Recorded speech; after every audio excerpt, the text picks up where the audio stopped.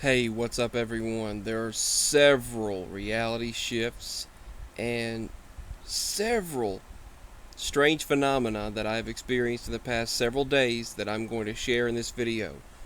One day in particular, Sunday, there were several reality shifts and strange occurrences. Saturday, there was another one. So,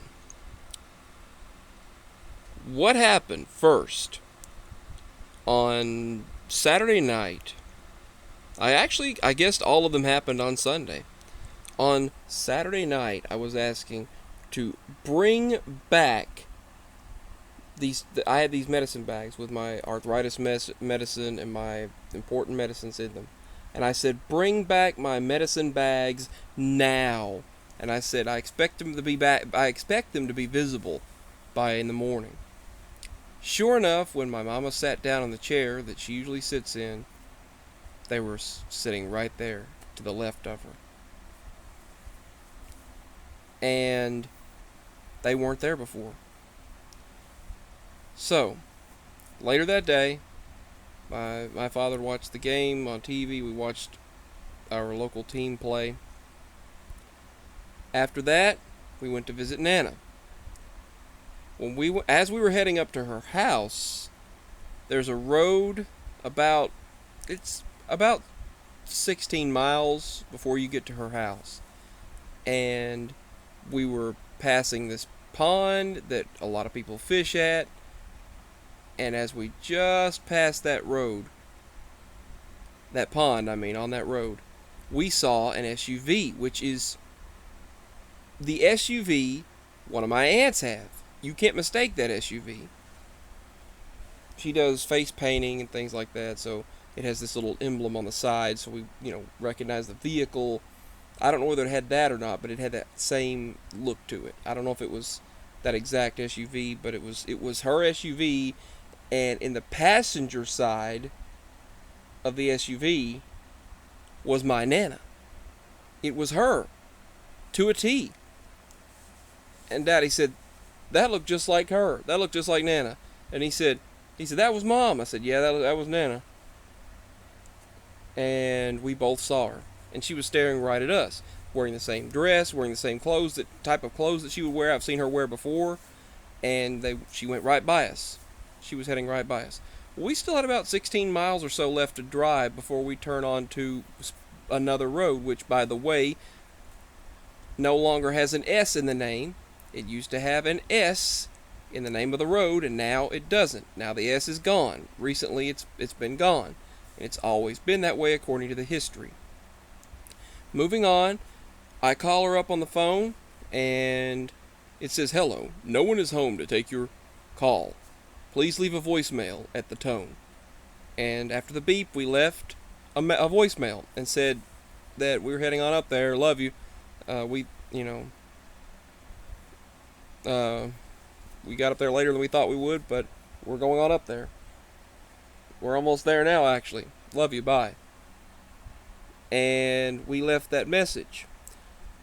So, as we head down the road, we're like, well, I guess she's not home since she didn't answer. Maybe that was her. Maybe my aunt was taking her to a ball game or something. That's what I thought. And they said, "No, there's no games today. There are no games, no any type of games. It's a Sunday." That's what we thought. Well, wait a minute. There's no games. So we get to Nana's house and we didn't see her. We didn't see her there at all. So we drove on down, checked on the hay, and looked at the hay she had. Then we parked the truck, and we went down below and saw my uncle in the field, and he was working. He was bush hogging the hay, and we saw him down there and realized, oh well, she must be here then because he's here. So we then drove on. We waved at him, checked out the creek, and then went on. Which apparently someone's saying is no longer public property. You can't go over that creek because they own that creek. You can't go there. And we're like, you can go to a creek. It's anyone's area. It's just it's a creek. But anyway, there's been a dispute over that. But we backed on up. We drove on back up the top of the hill, back to the top of the hill and took a right, went on to my Nana's house, and we parked there and decided to go on up to her door. And suddenly, as he's heading on up, before we even get to her house, we're driving by, parking in the field area, one of the fields, and we see that she comes right on out and sits on the porch like she's been there. And he started telling her, "Hey, we saw you." And then I talked to her and I said, "Yeah, we saw you in town. We saw you."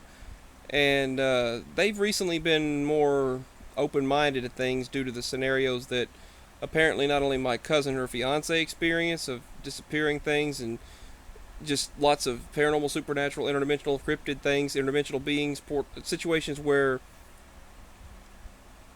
a vehicle will be there, a black vehicle, it'll disappear, and especially in our area, when they drive by, they said they've witnessed a lot of strange things right in this particular area. But we told her about it, and she said, "Well, must have been another me." She just laughed. Used to, she would have said, "You're crazy." Used to, she would have said, "You two are crazy. Y'all are crazy." But now, she's finally starting to realize a few things, starting to understand things are not what they seem, and crazy things do happen, because my cousin's fiance and herself have seen doppelgangers, or doubles of themselves. And my cousin saw another one of her fiancés, a double at the gas station. So she called him up and said, "Hey, okay, good. Hey, are you there?" And he said, "Yeah, I'm home." And she said, "Oh, okay, good, because I'm seeing another you right now. Same vehicle and everything." And it freaked her out, and she realized it wasn't him. And she said, "Well, there's another you driving around." So we then see another version of my Nana and aunt, one of my aunts, in that car, the same vehicle. And we get there. There she is. She said, she's on the porch. She said, "Must have been another me," and laughed. And I said, "Yeah, we saw you. Both of us did." Daddy said, "Yeah, I look just like you. Same clothes, everything." But then again, months ago, she saw my pop-up, my grandfather, her husband, who passed away in 2014. And she saw another him in the same Toyota, the red Toyota he used to drive, in the Walmart parking lot. And she said he drove by her and looked at her like, "Well, are you going to come over here?" He parked and stopped and just looked at her. And she said she freaked out. And he looked at her like, "You going to come on over here and go with me?" And then she just drove off. She said it was freaked her out. Well, anyway, we talked a bit and talked for a while and discussed some things, and we sat there and talked. And she said she was making food. She never did, apparently didn't get a call. She was cooking. And maybe she was helping my uncle down below at the time. I don't know, down below at the other field. I don't know. But she said he's got to be done by 5:15. He wants to be called, or he wants us to check on him. So she drove her car down there to him. She gets down to the down below, and Daddy told me there wasn't two gates here. So another shift has taken place. He said there was only one gate. He remembers the one red gate at the bottom of the field, one gate on the fence. But now there's two. There's one above and one down below. So now there's two fences. There were two gates, and there's always only been one. So we open that first fence, which shouldn't even be there, and we walk in there, and apparently the tractor is stalled, and it's overheating. There's smoke coming out of the engine, smoke coming out of it like crazy. And he asked if I can go get my jump starters, portable jump starters. Maybe that'll help. So we go up there and get it and come back down, try to help him. That didn't start it because that wasn't the issue. It just overheated, and he'll have to come back later after it cools down. So he's walking. We're walking on back. And then my Nana's car doesn't want to start. It click, click, click, click, and it doesn't want to start. The starter, it just doesn't even want to. It wasn't the starter because it didn't sound like the starter anyway. And our vehicle doesn't want to start. So there are two things that quit on us right there at that field. And he said, "Let's get out of this crazy valley." And so finally, the car cranked. And I'd had a strange energy that whole day. But after seeing a double of her and my aunt's vehicle, and then she's not home, then suddenly she is. We get there, and then the tractor's messing up, and then the vehicle doesn't want to start. Suddenly Nana comes out of the house, just like when we get up there, she comes out of the house like, "I've been here, I was cooking." And then it's crazy. And then there's two fences instead of one. And he starts walking out there like, this is crazy voodoo stuff, man. I said, well, this energy and, hexes and crazy things do happen. And he said, let's get out of this crazy valley.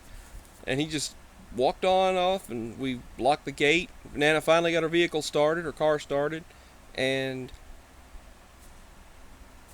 we drove on back up to the house. But there were several reality shifts that took place. We saw another her. First of all, my medicine bag disappeared, then it reappeared. And guess what else happened on the way up to her house? This is just so much to cover. So many things. Guess what else happened on the way up to her house? There's a pair of shorts that I had with two Bluetooth earbuds in it. Jib True, but true wireless earbuds. Blue and red earbuds. I had them in the shorts that were in the hall. I left them in the hallway. So I put on my new shorts, the brand new shorts that I just recently got from Walmart. And I got these shorts on sale, and I was going to wear them up to Nana's. So I put them on, and I'm like, oh, I got to go back in the house and get my earbuds out of those shorts. So I go into the house, and I look in those shorts, and I look at another pair. I'm thinking, well, maybe they're in those. They're nowhere. None of the shorts have those earbuds in them. The blue and red earbuds. Blue earbuds with the red tips. Nowhere. So I say, well, let's just go on up to Nana's, I guess, and then I'll just head on up there. I'm looking in my shorts, even on the way up to Nana's. They're not there. So then, on the way back from Nana's, as we're heading back to the house, and then we get ready to, about an hour and a half, 2 hours later, to take Daddy back to work, and we head on to town. Halfway to where we're going, the earbuds appear in the shorts that I wore to Nana's, that I'm wearing now. That I was wearing at that time. They weren't in there. I was wondering why, when I was looking at in the house and the other shorts that I wore, that they weren't in there. They weren't even in the shorts that I was wearing. And suddenly they appeared in the pockets of the shorts that I'm wearing, along with other items, including a pair of earbuds that are wired that should not have been in there because I didn't even have them in those shorts. So that's how many reality shifts, just so many shifts that took place that day alone. Sunday was a very packed day for reality shifts. Alright, peace, much love, signing out. I had a strange energy day Monday. It did not like it. And especially through the second half of the day, it was just really off.